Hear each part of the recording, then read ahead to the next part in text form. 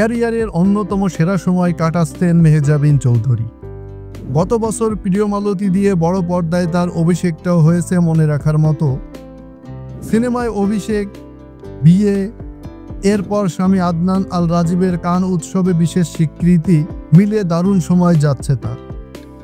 এদিকে কান উৎসব শেষে ফ্রান্সে গিয়েছেন মেহজাবিন, সেখান থেকে ফেসবুকে বেশ কয়েকটি ছবি পোস্ট করেছেন তিনি।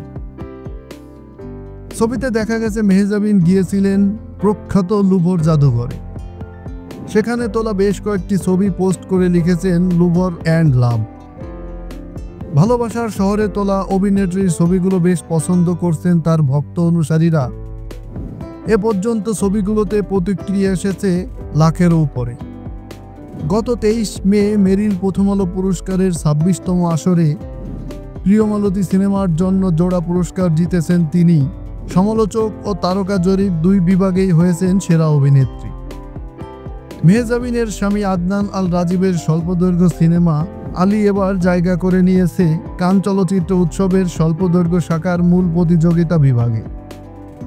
মেহজাবিনের স্বামী আদনান আল রাজীবের সিনেমা আলী কান থেকে পেয়েছে স্পেশাল মেনশন।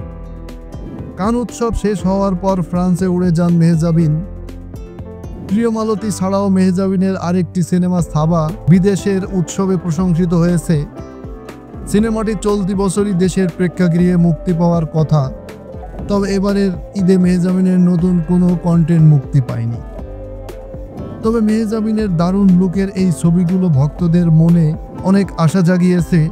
তাকে যারা ভালোবাসে সবাই কমেন্টে ভালোবাসার সুন্দর সুন্দর কমেন্ট করেছে।